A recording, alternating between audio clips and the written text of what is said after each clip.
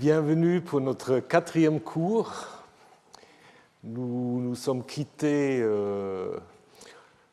autour de la question pourquoi le serpent discute avec la femme, qui ne s'appelle pas encore Ève, et non pas avec l'homme. Alors il y a plusieurs possibilités. Soit on dit que ce qu'on trouve dans tous les commentaires, que les femmes sont plus faciles à séduire, sont trop crédules, et puis donc le serpent cherche une proie facile. Mais en même temps, il faut imaginer aussi que l'homme, apparemment, il est à côté, on va le voir, donc qui n'intervient pas tellement. Et puis, je vous ai dit aussi que, pour aussi réfléchir au fait que dans la Bible hébraïque, la sagesse est personnifiée par une femme, en fait. Donc, comme la discussion porte autour de la connaissance du bien et du mal, ce qui est évidemment aussi un sujet de la sagesse, c'est peut-être pas non plus totalement par hasard que c'est la femme. Donc, ce qui est intéressant, c'est de regarder un peu les trois interprétations de l'interdit. Dieu avait dit au chapitre 2 à l'être humain qui n'était pas encore différencié en hommes et femmes. Il lui avait dit de tout arbre tu mangeras du jardin tu mangeras certainement, mais l'arbre de la connaissance du bien et du mal tu ne mangeras pas, car le jour où tu en mangeras, tu mourras, motiuma, tu mourras certainement. Donc le jour même. Et le serpent, qu'est-ce qu'il va dire? Il dit à la femme, Dieu a vraiment dit, vous ne mangerez pas de tout arbre du jardin. Évidemment, ça provoque une réponse de la femme qui, elle, va dire, du fruit des arbres du jardin, nous pouvons manger. Quant au fruit de l'arbre au milieu du jardin, donc elle ne dit pas l'arbre de la connaissance du bien et du mal, elle appelle l'arbre au milieu du jardin, qui peut être l'ancienne appellation. Dieu a dit, vous n'en mangerez pas et vous n'y toucherez pas, pour que vous ne mouriez point. Donc vous voyez que ce n'est pas tout à fait les mêmes discours.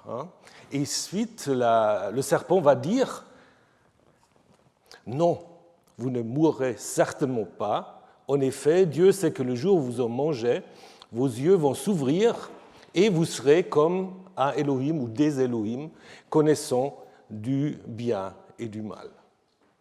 Alors qui a raison ?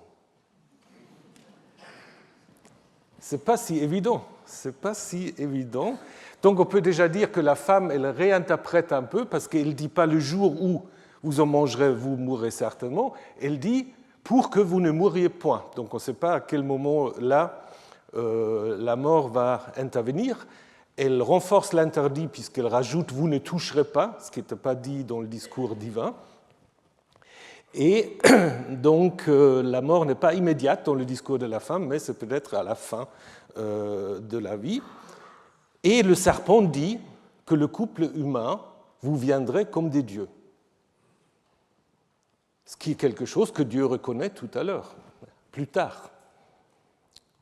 Donc, c'est difficile de savoir qui a raison.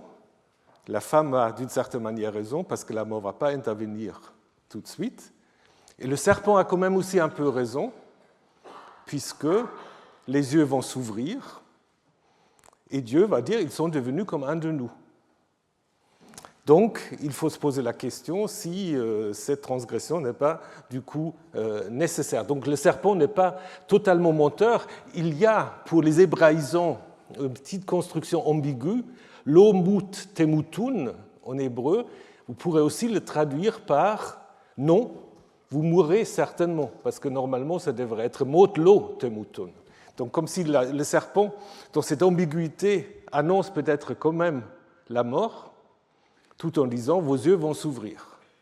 Et c'est exactement après ce qui va en effet se passer. L'ouverture des yeux, c'est quelque chose qui est toujours en fait considéré comme positif. Vous pensez par exemple à Hagar quand elle est dans le désert et son fils est en train de mourir, donc l'ange va lui ouvrir les yeux pour qu'elle voie le puits, ou Yahvé ouvre les yeux de Balaam pour qu'il voie le messager que l'ânesse va, mais que Balaam ne va pas. Donc l'ouverture des yeux, c'est positif. Être comme des dieux, c'est lié aussi à la sagesse, puisque la femme de Tekoa, elle va dire à David mon Seigneur est sage, aussi sage qu'un ange, un messager d'Élohim. Donc il y a quand même un lien entre être proche des dieux et être sage. Cependant, évidemment, dans notre récit, l'enjeu, c'est quand même de réfléchir sur la relation entre les dieux et les humains. Est-ce que les humains peuvent devenir comme des dieux ? C'est tout le problème des premiers chapitres de la Genèse. Nous allons voir en 2 semaines qu'il y a cette histoire bizarre où il y a des fils des dieux qui couchent avec les femmes des hommes, et ça ne marche pas du tout. Alors ça, c'est horrible. Chez les Grecs, ce n'est pas un problème. Chez les Grecs, vous pouvez avoir ces contacts assez fréquemment. Dans la Bible, pas tellement. Gilgamesh un peu, mais dans les héros bibliques, on ne dit pas vraiment que quelqu'un est moitié Dieu, moitié humain. Encore que nous allons voir dans l'histoire de Caïn et Abel, Yahvé n'est pas tellement innocent lors de la première naissance de Caïn, comme on verra ça un peu plus tard.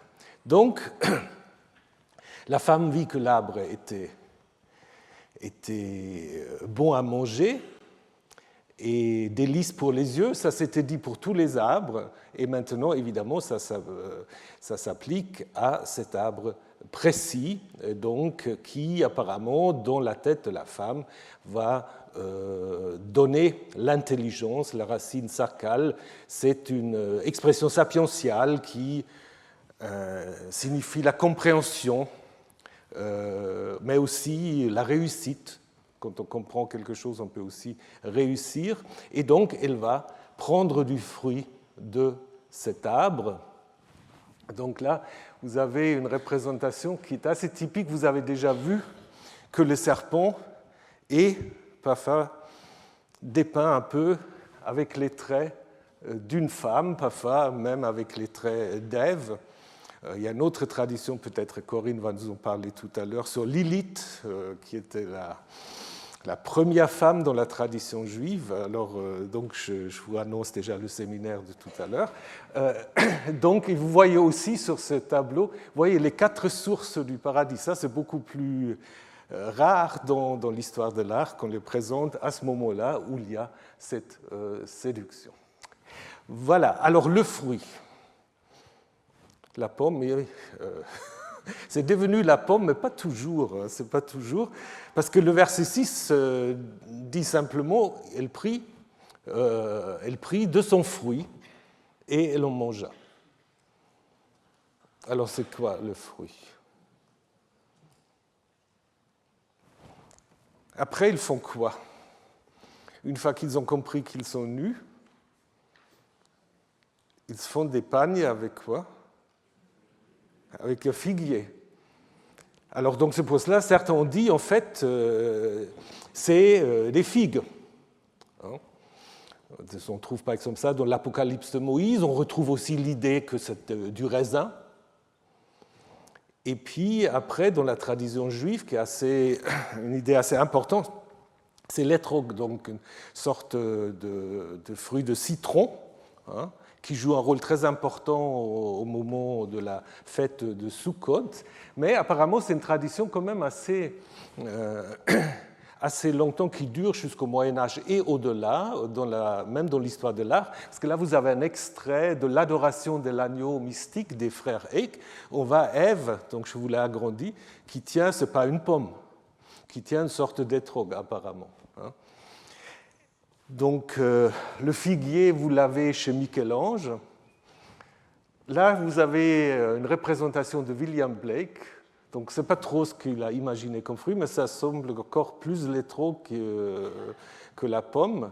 Ce qui est très intéressant aussi, la manière dont on représente dans ce tableau la transgression. L'homme regarde ailleurs, et puis la femme est tout seule avec le serpent. C'est encore mieux chez Moreau, où l'homme est totalement absent, où le serpent est une sorte d'être hybride, avec une tête serpent, une tête d'homme, là, qui apparemment, c'est quand même assez sexuel,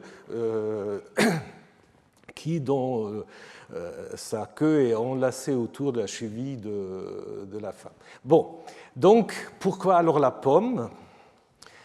c'est une tradition qui n'est pas très, très ancienne, parce que souvent on dit que c'est lié au fait qu'en latin, malum, ça peut être le mal, mais aussi la pomme. Et encore que, à l'origine, malum, c'est la pomme dans un sens très large, ça pourrait être aussi la poire et n'importe quoi. Et souvent on dit que c'est à cause de la traduction au latin. Mais dans la traduction au latin, on n'a pas du tout ça. Parce que dans la traduction latin, la Vulgate, on a simplement fructus. Donc c'est une idée qui vient assez tardivement.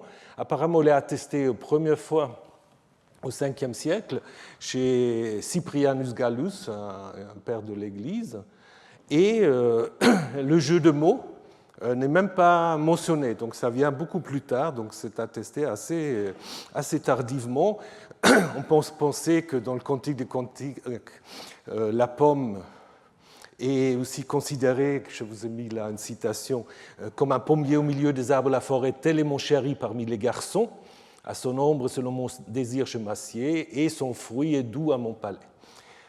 Donc est-ce que c'est ça l'idée qui a amené l'interprétation de la pomme, ou simplement le fait qu'en Europe, la pomme est quand même un fruit assez répandu, et qu'au moment où voilà, on importe le motif dans l'art européen, on pense de plus en plus à la pomme, mais qui ne s'est jamais non plus totalement imposée, comme je vous ai montré tout à l'heure dans les autres tableaux. On peut aussi penser encore à la mythologie grecque.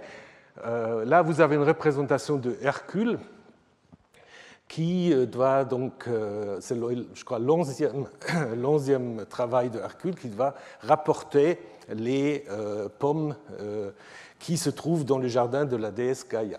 Mais si vous regardez cette représentation, elle date de l'époque chrétienne, donc la pomme, il y a déjà une sorte de serpent là autour de l'arbre, donc il y a peut-être déjà une sorte de confusion d'une tradition chrétienne avec la mythologie grecque.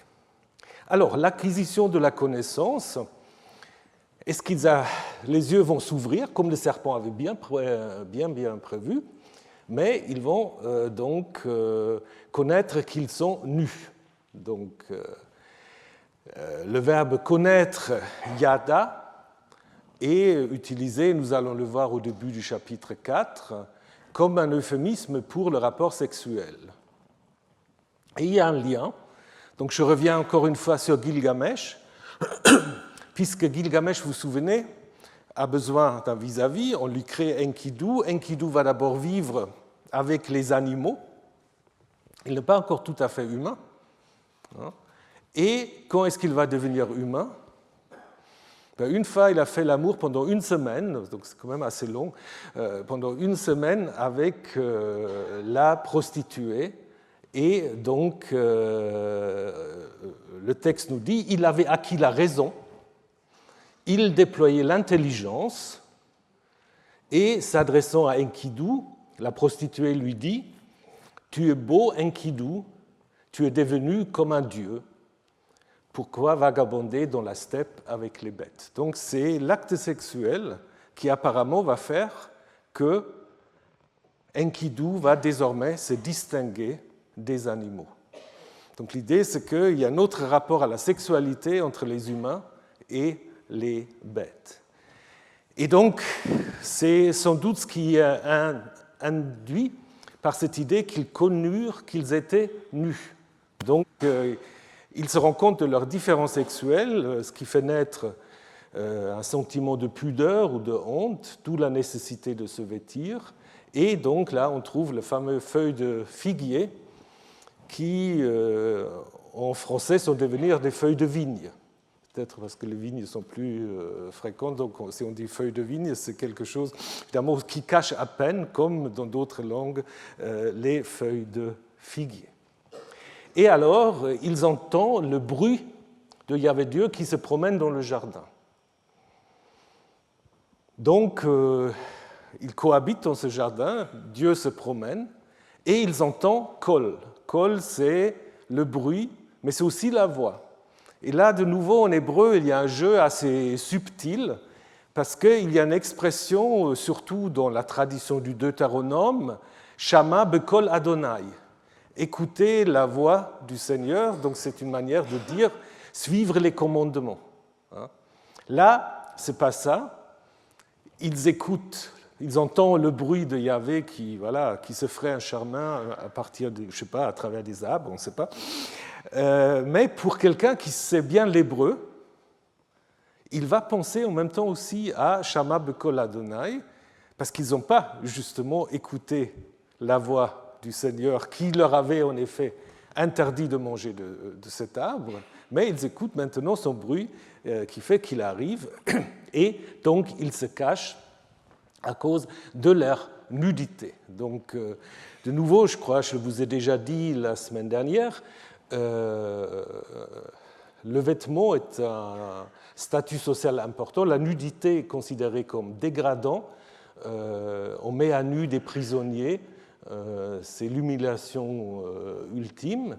Et dans la tradition sacerdotale, évidemment, vous avez dans les Lévitiques tout un passage qui décrit en effet comment le prêtre doit s'habiller pour qu'on ne voit pas ses organes génitaux quand il monte vers l'autel. Et puis vient le dialogue de Yahvé avec les trois acteurs. Et cette image est assez magnifique parce que, comme je vous ai déjà dit, chacun renvoie la faute à l'autre. Donc, Adam, l'homme va dire bah, c'est la femme, et la femme va dire ah, bah, c'est le serpent. Donc, cet artiste-là, donc Zampieri, a très bien en effet senti ça, même si Dieu qui se promène là dans les airs n'est pas tout à fait ce qu'il dit le récit. Ça, c'est évidemment déjà d'autres conventions artistiques. D'autant plus les petits chérubins là qui se promènent. Mais bon, ça c'est pas intéressant, mais ce qui est intéressant, c'est un peu la manière dont il met en scène en fait le dialogue. Donc chacun met la responsabilité sur l'autre. Dieu les interroge presque comme un père. Qu'as-tu fait? Qu'est-ce que je t'avais dit? Pourquoi tu fais cela? Et la réponse de l'homme, de l'être humain, c'est la femme que tu m'as donnée. C'est elle qui m'a donné. Donc maintenant, c'est ta faute parce que tu m'as donné cette femme. Alors qu'il s'était écrit, donc voilà, os de mon os, chair de ma chair. Donc cet os de mes os, c'est chair de ma chair. C'est un peu cette solidarité. Là, elle est déjà rompue. La femme elle-même va aussi renvoyer évidemment la faute au serpent. Et ce qui est intéressant, c'est que le serpent, après, ne va pas être interrogé, alors qu'on sait que le serpent sait parler. Donc l'interrogation s'arrête après la femme. Pourquoi Dieu n'a pas interrogé le serpent?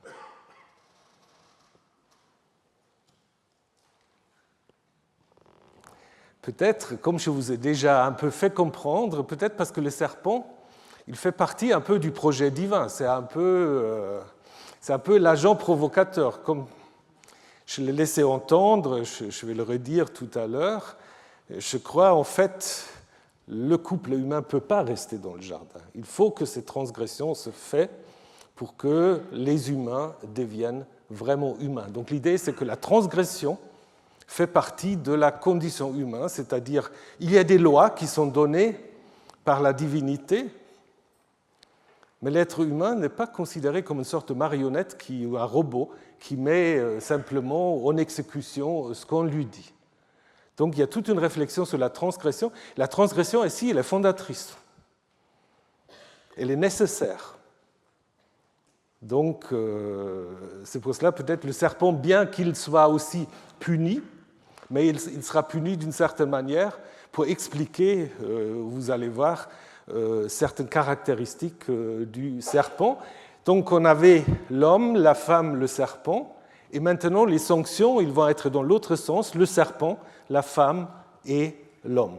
Donc le serpent va être maudit, arour. Donc de nouveau en hébreu, c'est très proche de harum. Vous vous souvenez, harum, c'était le serpent intelligent. Harum, arour. Donc maintenant, ce serpent intelligent est maudit. Alors, comment il faut traduire? Il y a deux manières de traduire. On peut traduire comme une comparaison, c'est-à-dire tu es, parce que vous avez eu en 3.1 au début de l'histoire, Harum Mechol Chayat Hasadeh. Donc, la plus intelligente, l'être, la bête ou le serpent était le plus intelligent parmi tous les bêtes des champs. Et maintenant, nous avons Arur Mikol Chayat Hasadeh. Donc, est-ce que ça veut dire tu es plus maudit que les autres animaux des champs, ou est-ce qu'on peut simplement traduire tu es maudit parmi les animaux des champs? Donc, la question, c'est en effet, est-ce que la malédiction, maintenant, s'abat sur tous les animaux? Parce que désormais, les animaux vont, comme on va l'apprendre après le déluge, aussi servir de nourriture aux humains. Est-ce que c'est ça leur malédiction? Ou est-ce qu'on dit simplement, toi, contrairement aux autres animaux, tu es maudit? Et le texte hébreu ne laisse pas tellement entendre quelle est la préférence en fait. Si vous faites la comparaison, ce sera presque le premier cas qui est aussi choisi par la Bible du rabbinat. Ça va? Tu es maudit plus que les animaux des champs. Mais évidemment, la malédiction, elle est très spécifique puisqu'elle va considérer le fait que le serpent doit se mouvoir sur son ventre. Donc, comme dit Rashi, donc il faut en déduire qu'il avait des pattes et elles ont été coupées. Donc, c'est pour cela, dans certaines représentations, comme ici, on met le serpent avec des pattes, puisque le fait de se mouvoir sur le ventre est considéré dans ce texte comme une sorte de malédiction étiologique. Le mot ventre, gachon, se trouve encore en Lévitique 11, justement au niveau de la définition des animaux impurs. Donc tous les animaux qui sont comme des serpents qui se meuvent sur le ventre, ils sont considérés comme impurs. Et le serpent qui avait poussé la femme à manger le fruit interdit doit maintenant manger de la poussière. Ça fait partie en fait de la malédiction. Et évidemment, vous pouvez à un certain niveau vous dire, c'est aussi, comme on peut le voir assez aisément, c'est aussi un récit un peu étiologique qui explique que pour un agriculteur palestinien ou ailleurs, les serpents, c'est des animaux très dangereux. Parce que vous ne les voyez pas, ça vous mord. Et donc, ça, c'est l'idée qui va être reprise par rapport, en effet, à la femme, puisque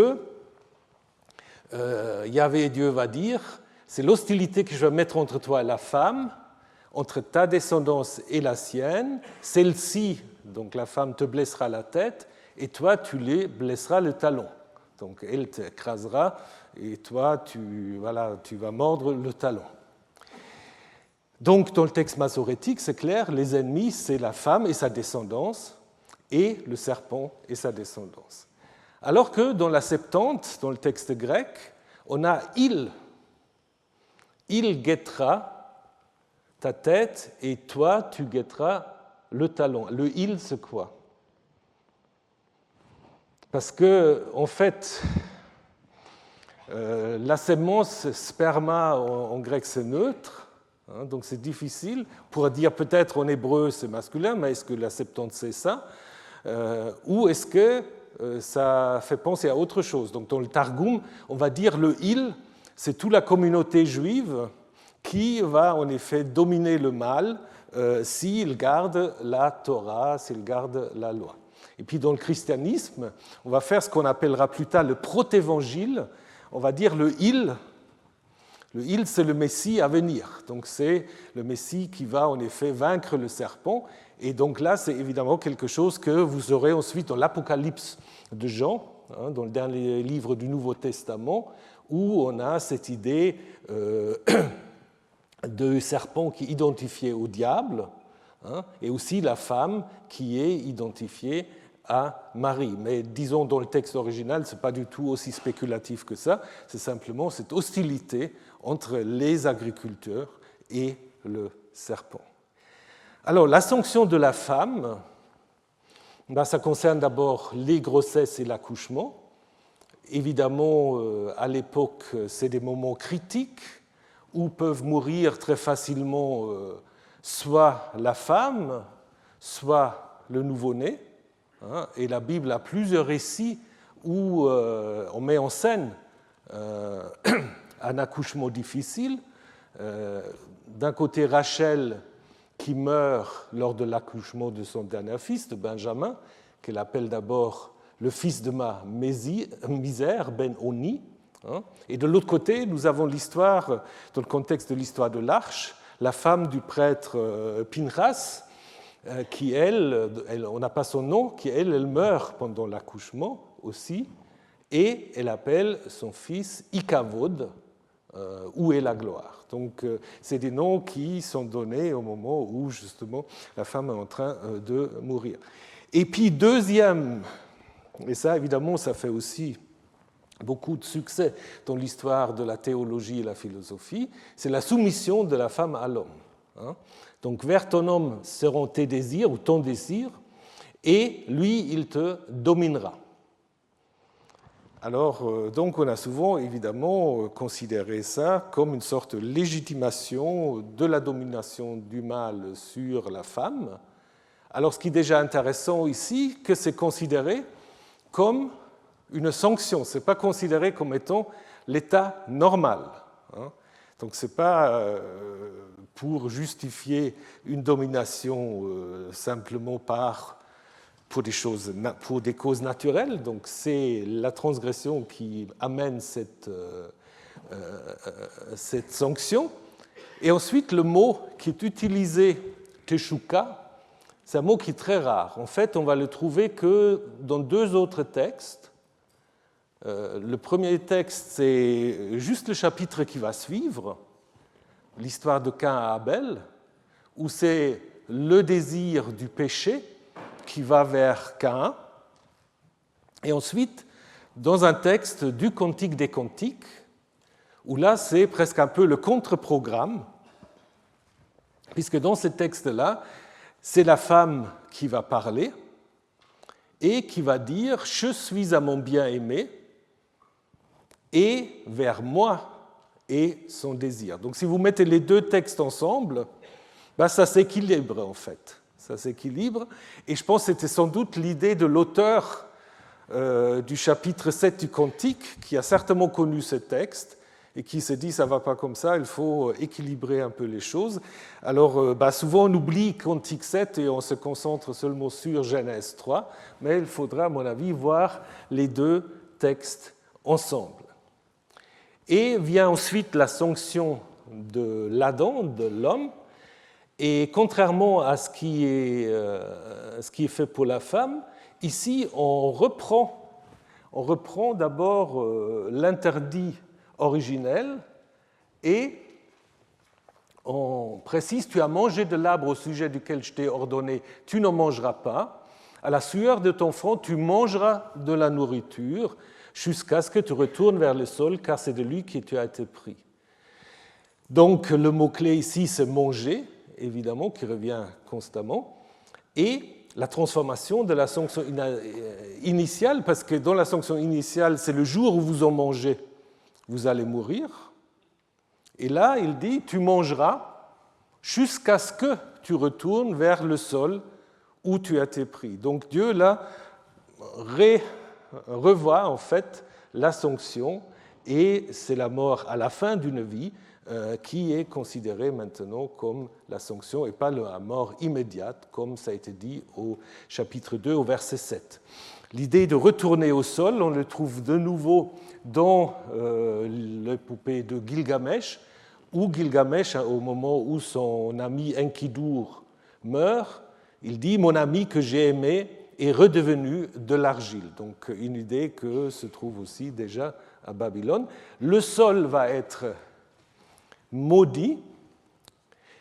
Au début de l'histoire, on avait vu qu'aucune herbe des champs ne germait encore. Maintenant, l'herbe des champs est là, donc à manger par l'Adam, mais ce qui n'était pas marqué au début, maintenant il y a des buissons d'épines et des broussailles qui germent également du sol et qui rendent donc la vie difficile parce que c'est à la sueur de ton front qu'il faut en effet récolter les fruits qui font vivre. Et c'est à ce moment-là seulement que l'homme va nommer sa femme Chava, Ève. Donc il ne la nomme pas au moment où la différenciation se fait. Il dit, on l'appellera Isha parce qu'elle est plurise du Ish, hein, mais il ne donne pas de nom. Et c'est ici qu'on donne le nom. C'est pour cela qu'il y a des exégètes qui pensent que ça a été rajouté après coup. Parce que ça vient un peu bizarrement ici, pourquoi maintenant il la nomme. Mais il y a quand même, à mon avis, une raison assez simple. Parce que le nom de Ève, Chava, bon, l'étymologie on peut toujours discuter, mais le narrateur nous dit c'est elle la mère de toute vie. Dieu avait annoncé au verset précédent, tu vas retourner au sol, donc tu vas mourir, à la Adama. Et l'homme se dit oui, je vais mourir, mais la vie va continuer. Et donc c'est un peu une sorte presque de contre-programme par rapport à ce que Yahvé Dieu lui avait dit. Donc l'homme a compris maintenant, avec la connaissance de la nudité, de la différenciation sexuelle, que face à la mort, il y a la suite des descendances, la généalogie. Et c'est pour cela, à ce moment-là, il va nommer sa femme de cette manière. Alors, est-ce qu'on peut dire Ève, c'est une sorte de mère universelle, puisque dans le Siracide, on a ce texte, des grands tracas ont été créés pour tout homme, et un joug pesant est sur les fils d'Adam depuis le jour où ils sortent du sein de leur mère, jusqu'au jour où ils retournent à la mère universelle. Mais c'est peut-être un jeu avec mère, donc d'abord c'est peut-être la mère biologique, et après la mère universelle, c'est peut-être la terre, comme on l'a vu dans d'autres contextes, donc je ne suis pas sûr que ça s'applique à Ève, mais ce qui est intéressant, c'est qu'au moment où ils doivent quitter le jardin, que Ève reçoit ce nom, et c'est seulement en dehors du jardin qu'ils vont avoir des rapports sexuels et que la première génération va naître. Donc je pense qu'il n'y avait pas de sexe au paradis.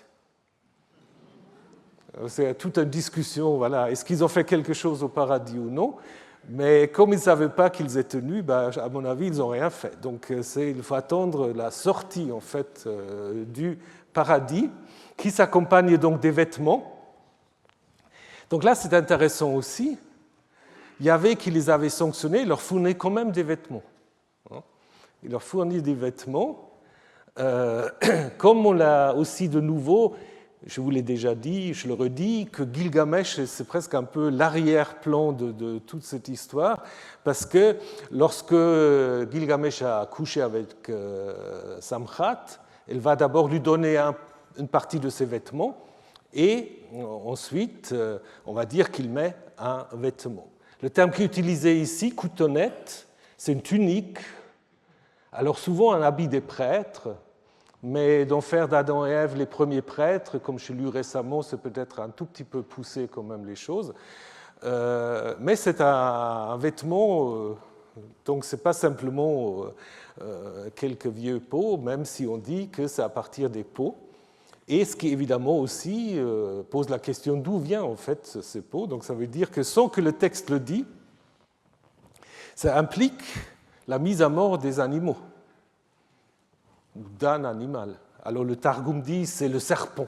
On a pris la peau du serpent.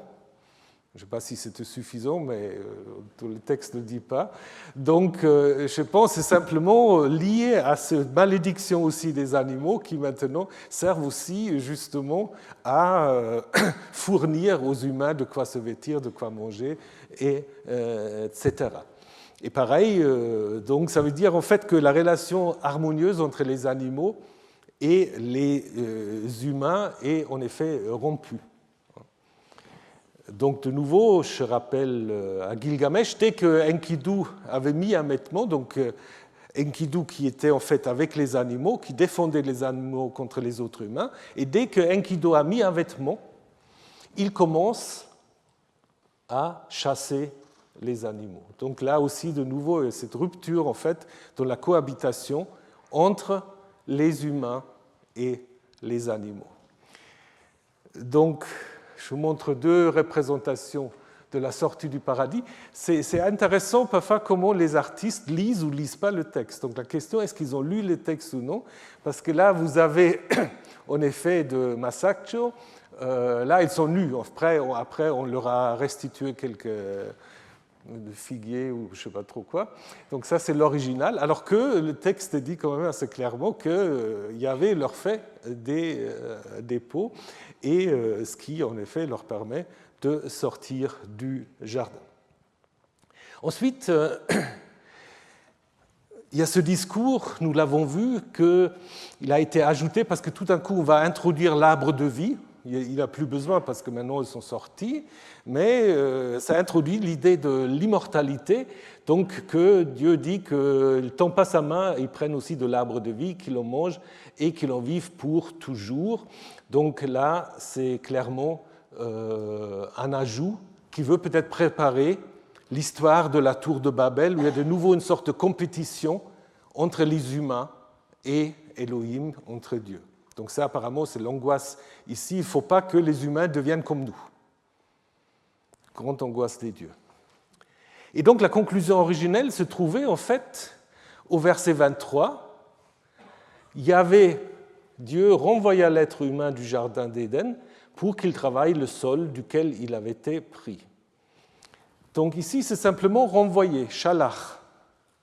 Au verset suivant, on va avoir garash, chasser.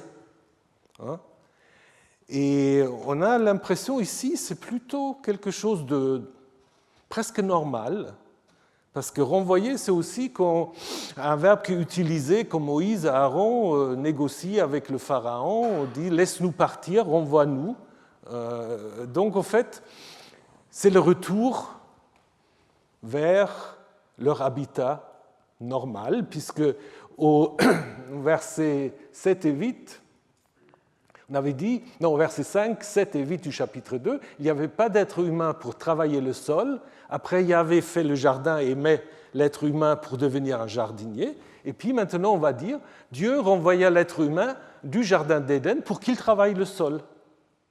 C'est exactement le programme de 2.5. Donc si vous lisez ça ensemble, il n'y a pas de sanction.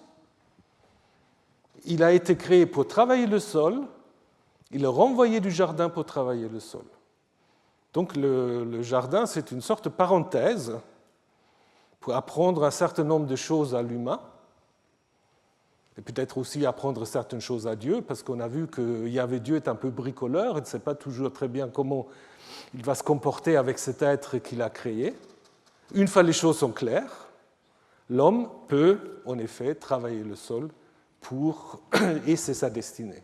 Et donc là, il y a une deuxième conclusion qui de nouveau a été ajoutée par quelqu'un qui voulait dire on ne retourne plus du tout dans le jardin, puisqu'on va parler en fait des chérubins qui gardent l'entrée. Donc ici, le jardin, c'est une sorte d'enclos avec une ouverture à l'est, un peu comme les temples, comme on le dit au temple de Jérusalem. Donc on pense un peu à une sorte de sanctuaire. Et c'est les chérubim qui, en fait, gardent l'entrée dans ce sanctuaire. Donc, kéroub, c'est à mettre en relation avec les kouribous ou les caribous que vous trouvez, par exemple, au Louvre. Si vous allez au Louvre, vous avez en fait ces êtres hybrides, dangereux, qui gardent l'entrée du palais ou des sanctuaires et qui sont repris ici. C'est des êtres dangereux qu'il faut parfois dompter, mais l'idée c'est de dire en fait que l'accès à ce jardin, à cet arbre de vie dont on n'avait pas tellement parlé auparavant, est définitivement interdit. Mais à mon avis, le récit se terminait avec le verset 23. Et donc, pour résumer cette histoire, il me semble que c'est très clair, ce n'est pas du tout une histoire du péché originel. C'est une réflexion sur la condition humaine. Et si vous réfléchissez un peu logiquement, il n'y a pas d'autre solution pour l'être humain, pour le couple humain. Il faut qu'ils quittent le jardin. S'ils étaient restés dans le jardin, nous, on ne serait pas là.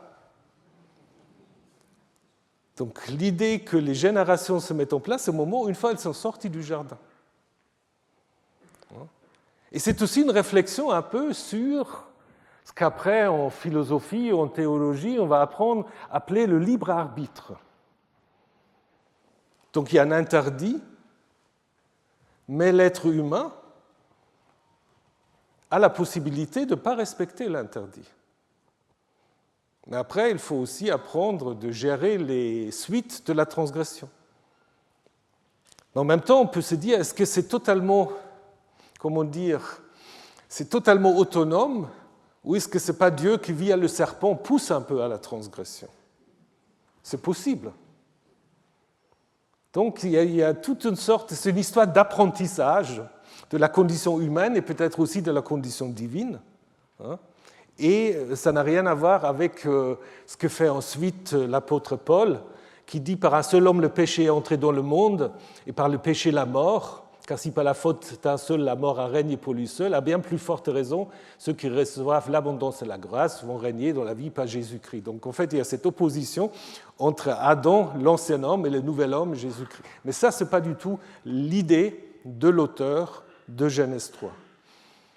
Et je pense ce que dit l'auteur de Genèse 3, en effet, est une réflexion qui nous concerne toutes et tous d'une certaine manière, parce que nous sommes en effet confrontés à ces questions. Voilà, il y a des règles, mais parfois il y a des règles peut-être à transgresser. Après, il faut assumer les transgressions. Après, jusqu'à où va l'autonomie des êtres humains? Et Genèse 3 le met très très bien, à mon avis, en narration. Et puis, cette narration, en fait, elle va continuer par une autre réflexion qui est, parce que comme on parlait des origines, donc on avait vu les origines du monde, des hommes, de la liberté des hommes, de leur autonomie sans doute limitée, et maintenant nous avons un texte, en fait, qui va nous parler de la violence et de la difficulté qu'ont les humains à vivre ensemble. Ça, c'est l'histoire de Caïn et Abel. Et donc, pour situer cette histoire de Caïn et Abel, si vous regardez de nouveau les sources mésopotamiennes, Madame Ziegler vous a parlé de Atrahasis déjà, de ce diptyque entre création des humains et de Luge. Et donc, dans cette tradition qu'on retrouve aussi chez Bérose, un prêtre babylonien du IIIe siècle avant notre ère, qui écrit en grec. Donc l'idée, c'est que dès que les hommes sont créés, on va passer au déluge. Puisque dans l'histoire d'Atrahasis, on nous dit que les hommes font trop de bruit, ils sont trop nombreux, et ça agace les dieux. Donc les dieux essayent toutes sortes de choses pour diminuer en fait les humains, et ça ne marche pas très bien, et donc ils décident le déluge. Alors que dans le texte biblique, entre le déluge et la création des humains, se trouvent deux récits ou deux textes de transition. Il y a un texte de transition qui se trouve au chapitre 5, qu'on va voir dans la suite, où vous avez toute une série de patriarches qui ont des durées de vie qui atteignent presque les 1000 ans, jusqu'à Noé. Mais vous avez auparavant l'histoire de Caïn et Abel, mais qui va également, en effet, se terminer par une généalogie. Et sans doute, une des raisons d'avoir mis ce récit à cet endroit, c'est d'expliquer ce que dit le récit sacerdotal, parce que le récit sacerdotal qui introduit le déluge va dire la terre s'était corrompue devant Dieu et s'était remplie de violence. Dieu regardait la terre et la vit corrompue, car toute chair avait perverti sa conduite sur la terre. Et Dieu dit à Noé, pour moi la fin de toute chair est arrivée, car à cause des hommes la terre est remplie de violence, je vais les détruire avec la terre. Donc si on prend, on va voir ça en détail, la version sacerdotale, la raison qui est donnée, c'est la violence des humains. Mais d'où est-ce qu'elle vient, cette violence ? C'est l'histoire de Caïn et Abel, justement, qui va le raconter. Ce n'est pas un texte sacerdotal. Est-ce qu'il est plus ancien ou est-ce qu'il est plus récent? Ça, c'est une question qu'on peut se poser. On peut aussi se dire, quelqu'un avait lu cette histoire, la violence s'est répandue sur la terre. On s'est dit, mais il faut que j'explique d'où elle vient, cette violence. Et c'est peut-être pour ça qu'on a intégré l'histoire de Caïn et Abel, que je vais vous traduire. Quant à l'homme, c'est toujours pas Adam, c'est quant à l'homme, parce que c'est avec l'article. Il avait connu Ève, sa femme, elle devint enceinte, elle enfanta Caïn, et elle dit, j'ai procréé un homme avec Yahvé. Donc parfois on traduit par Dieu, comme la Septante, ou avec l'aide de, mais en hébreu c'est avec. Donc on va voir ce que ça veut dire. Elle continua à enfanter son frère Abel. Abel devint un berger de petit bétail et Caïn travaillait le sol. Après un certain temps, Caïn apporta des fruits du sol, une offrande mincha pour Yahvé. Quant à Abel, il avait apporté, quand l'hébreu se met en plus que parfait, c'est l'idée en fait que les choses se passent en même temps. Donc, tandis que Caïn fait son sacrifice, son offrande, Abel en fait un autre en même temps. Donc lui, il avait apporté des premiers-nés de son petit bétail, notamment leur partie grasse. Yahvé porta son regard sur Abel et sur son offrande, mais sur Caïn et sur son offrande, il n'avait pas porté son regard. Donc c'est aussi l'idée que ça se passe en même temps. Et Caïn fut très irrité et son visage se contracta. Et Yahvé dit à Caïn, « Pourquoi es-tu irrité? Pourquoi ton visage est-il contracté ?» N'est-ce pas? Et là, c'est le verset, un commentateur a dit, c'est le verset le plus compliqué de toute la Genèse. C'est vraiment un verset très difficile à traduire. N'est-ce pas? Bon, c'est une traduction approximative que je vais vous expliquer après. Si tu agis bien, alors élévation, mais si tu n'agis pas bien, à l'ouverture, le péché est tapi, et vers toi est son désir. Mais toi, domine-le. Donc on a l'idée de domination, on a l'idée de désir. Un peu, souvenez-vous ce qu'on avait dit sur la femme et l'homme tout à l'heure. Donc la Septante a écrit tout autre chose. La Septante a traduit « Si tu as présenté correctement, mais partagé non correctement, n'as-tu pas péché? Reste tranquille, que vers toi aille son mouvement, et tu le commanderas. » Alors est-ce que c'est plus clair ? Probablement pas. Donc je pense que le traducteur n'a pas eu trop d'idées non plus ce qu'il devait faire avec ce texte. Et après, d'autres particularités, verset 8, « Et Caïn dit à Abel, son frère. » Et il dit rien. En hébreu, vous avez seulement Vayomer. Et si vous avez Vayomer, les Hébraïsants le savent, il faut un discours. Donc parfois on traduit simplement « il parla à son frère » pour un peu atténuer la rupture, mais dans le texte massorétique, il y a une vraie rupture. Alors on peut dire « elle manque quelque chose », la Septante va rajouter « allons dans la plaine », mais dans le texte hébreu, nous avons cette rupture. Il faut se poser la question pourquoi il y a cette rupture. Et lorsqu'ils furent au champ, Caïn se leva sur Abel, son frère le tua. Et Yahvé, ça vous pouvez déjà réfléchir un peu, il y a beaucoup de parallèles avec le récit de la Genèse, de Genèse 3. Déjà la question, où est Abel ton frère? Il dit, je ne sais pas, suis-je le gardien de mon frère? Et il dit, qu'as-tu fait? Comme il avait demandé aussi au couple humain, la voix du son de ton frère crie vers moi depuis le sol, depuis la Adama, et maintenant tu es maudit, loin de la Adama, qui a ouvert sa bouche pour prendre le sang de ton frère de ta main. Oui, tu travailleras le sol, mais il ne continuera pas à te donner sa force. Tu seras errant et vagabond sur la terre. Caïn dit à Yahvé, ma faute est trop grande pour la porter. Voici, tu me chasses aujourd'hui de la face du sol et de ta face je serai caché. Je serai errant, vagabond sur la terre, et quiconque me trouvera me tuera. Et Yahvé lui dit, pas ainsi. Donc là, je pense en hébreu, il y a un petit souci parce qu'en hébreu, on a l'arken, ce qui veut dire c'est pourquoi. Je pense que c'est juste une question de mauvaise vocalisation. Il faut plutôt lire lo-ken, pas ainsi. Pas ainsi, quiconque tue Caïn, il sera vengé cette fois.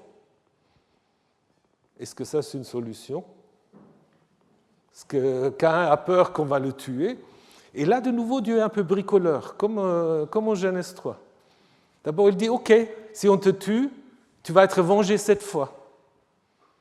Mais ça lui fait une belle jambe s'il est tué. Donc, du coup, ce n'est pas ça. Du coup, Dieu se reprend, puisqu'il va dire ensuite, et Yahvé mit sur Caïn un signe pour que personne qui le trouve ne le tue. Ce n'est pas la même chose. Donc là, de nouveau, Dieu essaye comment faire. Et Caïn sortit de la face de Yahvé, et il habitait dans le pays de Nod. Donc c'est une sorte de jeu de mots avec être errant. Donc souvent on arrête l'histoire là, mais l'histoire continue en fait, puisque Caïn connut sa femme. Alors d'où est-ce qu'elle vient? On va voir. Elle devint enceinte et enfanta Enoch. Il se mit à bâtir une ville, appelait le nom de la ville comme le nom de son fils Enoch. Pour Enoch naquit Irad, et Irad engendra Meyuaël, et Meyuaël engendra Methushaël, et Methushaël engendra Lamech. Donc vous aurez droit à ça aussi au chapitre 5, donc c'est toutes ces listes généalogiques. Et après on arrive à Lamech. Lamech donc prit pour lui 2 femmes, donc on arrive à la bigamie ou à la polygamie. Le nom de la première était Ada, le nom de la deuxième Tsilla. Ada enfanta Yabal, il fut le père de toute personne habitant une tente et ayant un troupeau. Le nom de son frère fut Yubal, il fut le père de toute personne jouant de la lyre et du chalumeau, de la flûte, et Tsilla avait enfanté Tubal-Caïn, un forgeron de tous les instruments de bronze et de fer, et la sœur de Tubal-Caïn était Naama. Et Lamech dit à ses femmes, Ada et Tsilla, écoutez ma voix, prêtez l'oreille à ma parole, je tue un homme pour ma blessure et un enfant pour ma meurtrissure. En effet, Caïn sera vengé 7 fois, mais Lamech sera vengé 77 fois. Donc qu'est-ce qu'on observe? On revient en fait à l'idée de la vendetta, alors que Yahvé avait fait quelque chose entre les deux. Et Adam connut encore une fois sa femme, elle enfanta un fils, elle appela son nom Seth. En effet, elle disait, Dieu a établi pour moi une autre descendance à la place d'Abel, puisque Caïn l'a tué. Et pour Seth aussi naquit un fils, il appela son fils Enoch. Et alors on commença à invoquer ou à appeler le nom de Yahvé. Ça c'est intéressant aussi. À la fin, donc ça se termine, on commence à appeler, à invoquer le nom de Yahvé. Ce qui ne correspond pas tout à fait à d'autres textes. Parce que vous savez qu'il y a des textes dans l'Exode où Yahvé dit « Je ne me suis pas fait connaître sous mon nom de Yahvé ». Et ici, on le connaît quand même. Donc, ce n'est pas tout à fait la même conception de la connaissance du nom divin. Alors, si vous regardez le texte, vous voyez très bien qu'en fait, il y a 3 parties, puisqu'on a 3 fois une introduction avec un engendrement. Au verset 1, l'homme avait connu Ève, sa femme, elle devint enceinte, elle enfanta Caïn. Au verset 17, c'est Caïn qui connut sa femme, elle devint enceinte et enfanta Enoch. Et au verset 25, Adam connut encore une fois sa femme et elle enfanta un fils, elle appela son nom Seth. Donc vous avez en fait 3 introductions qui délimitent en fait d'une certaine manière 3 parties, 1 à 16, donc la descendance de l'homme et de Ève, Caïn et Abel, avec l'idée que Caïn sera vengé cette femme et qui est ensuite corrigée. Ensuite, la descendance de Caïn jusqu'à Lamech, on retrouve les 77, les 77 fois, et finalement une nouvelle descendance pour Adam. Donc la première partie, elle tourne en fait autour du meurtre et autour du personnage de Caïn. En fait, le héros principal, c'est Caïn. Abel, il est là que pour mourir, en fait. Tout tourne autour de Caïn. Caïn est procréé avec Yahvé au début, et à la fin, on va nous dire Caïn est éloigné de la face de Yahvé. Donc il y a au niveau des offrandes une partialité de la part de Yahvé, qui regarde un sacrifice et pas l'autre. La question c'est de savoir pourquoi, et qui finalement correspond en fait à la protection du meurtrier par Yahvé. Donc c'est un peu comme dans l'histoire du paradis. Donc il y a à la fois la transgression, mais en même temps, après la transgression, quand même, les coupables sont protégés par Yahvé. Il y a au milieu le meurtre qui est entouré par une exhortation de Yahvé qui est adressée à Caïn et qui est suivie par un... Donc c'est un peu un chiasme à peu près qui est construit cette première partie. Et cette première partie, comme je vous ai déjà dit, elle a beaucoup de liens avec le récit de la transgression. Donc l'auteur qui a écrit Genèse 4, il connaissait bien Genèse 3. Lorsque Ève s'exclame « J'ai procréé un homme avec Yahvé », ça correspond un peu à ce que dit Yahvé. L'homme est devenu comme un de nous. Donc Ève se met au niveau de Yahvé. Vers toi et son désir, mais domine-le par rapport au péché. C'est le désir, nous avons vu ce mot très rare qui se trouve dans la relation entre l'homme et la femme. Les mêmes questions. Où est ton frère? Qu'as-tu fait? Où es-tu? Qu'as-tu fait? La malédiction du sol, qui est renforcée, qui se trouve dans les deux textes. L'idée d'être chassé, tu me chasses, et à l'est d'Éden et à l'est du jardin d'Éden. Donc il y a un éloignement qui continue, mais vous voyez, c'est construit un peu de la même manière. Donc au niveau de la diachronie, est-ce qu'il faut considérer que ces trois parties, ces trois unités indépendantes, donc on aura une première histoire et deux généalogies, c'est une possibilité.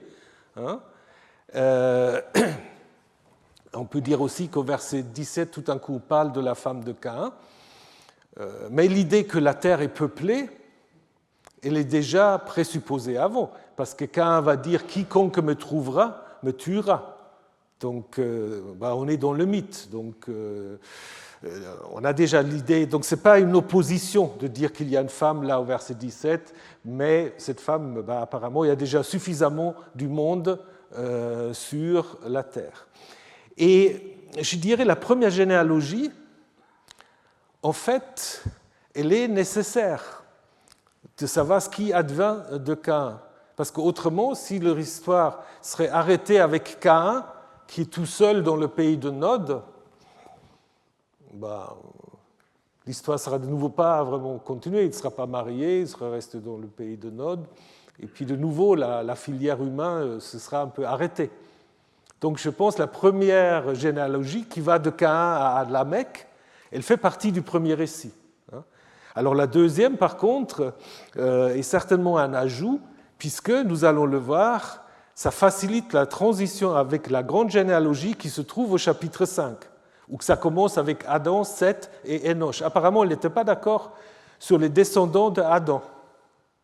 Parce que là, on a Adam, Caïn, Abel, et ensuite, il y a une autre ligne, on a Adam, Seth et Enoch. Donc là, nous avons sans doute affaire à un ajout. Et donc, l'exhortation, le deuxième cas où on peut imaginer que nous avons affaire à un ajout, c'est cette exhortation de Yahvé à Caïn. Lorsqu'on dit Yahvé regarde le sacrifice d'Abel, il se détourne du sacrifice de Caïn, et puis Caïn est mécontent. Il y a ce discours un peu obscur qui est sans doute une insertion d'un rédacteur qui voulait introduire le thème du péché, parce que c'est pour la première fois qu'on parle du péché.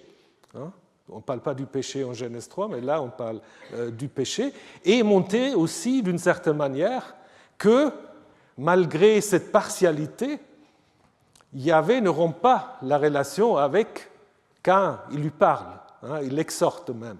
Donc du coup, on peut imaginer que le verset 6, 7 et le début du verset 8 ont été insérés dans un récit plus ancien. On avait simplement, sur Caïn, sur l'offrande, il n'avait pas porté son regard. Caïn fut très irrité, et lorsqu'ils furent au champ, Caïn se leva sur Abel, son frère, et le tua. C'est probablement la narration la narration ancienne. sur laquelle on a rajouté en fait ce discours obscur, comme je vous l'ai déjà dit. Et finalement, la note sur l'invocation du nom de Yahvé à la fin du verset 26, c'est probablement aussi un ajout, puisque il y a un auteur qui se dit, mais quand on continue dans la Genèse, on va voir les pérégrinations d'Abraham. Et on va lire en fait au chapitre 12 que Vayikra Abraham, Vayikra Beshem Adonai. Abraham appelle le nom et invoque le nom de Yahvé. Mais nulle part il est dit comment Abraham a connu ce Yahvé.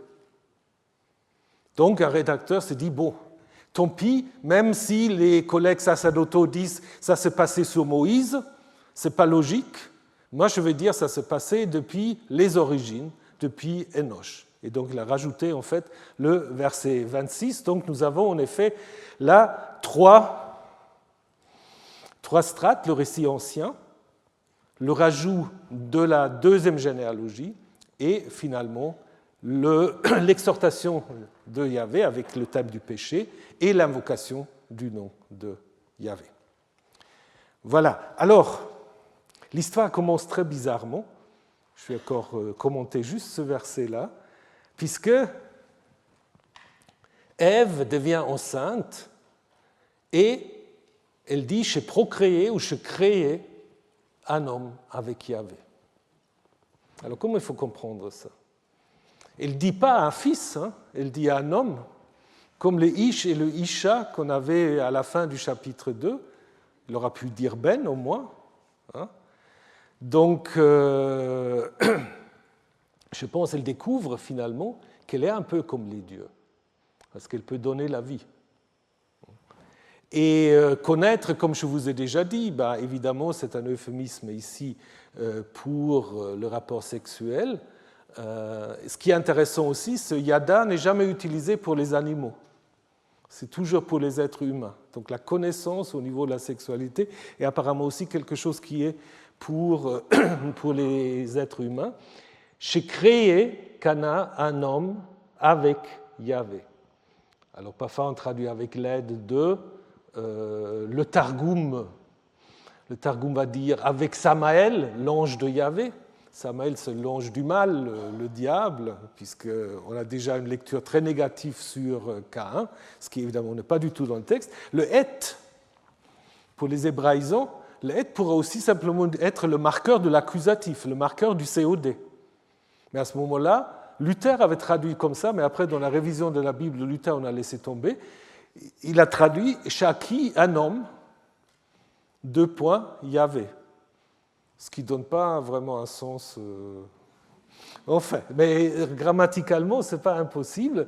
Donc, Cana, alors on dit parfois Cana peut signifier acquérir, mais c'est quand même souvent créé, comme par exemple dans le discours de la sagesse, au proverbe 8, quand il est dit que Yahvé m'a créé, Yahvé connaît Reshet Darko. Yahvé m'a créé au début de son chemin, au début de toute son œuvre.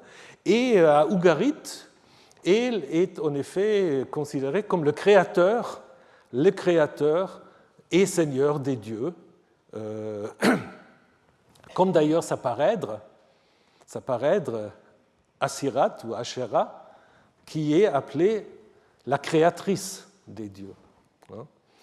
On peut aussi penser encore à Genèse 14-19, où Abraham rencontre le El Elyon, connaît Shamayim v'Haaretz, donc les dieux créateurs Cana, toujours la même racine, du ciel et de la terre. Donc, on voit quand même que Yahvé joue un rôle dans cette mise au monde de Caïn, laquelle c'est difficile de savoir, mais vous avez quand même des récits bibliques où il faut imaginer quand même une certaine activité sexuelle de la divinité.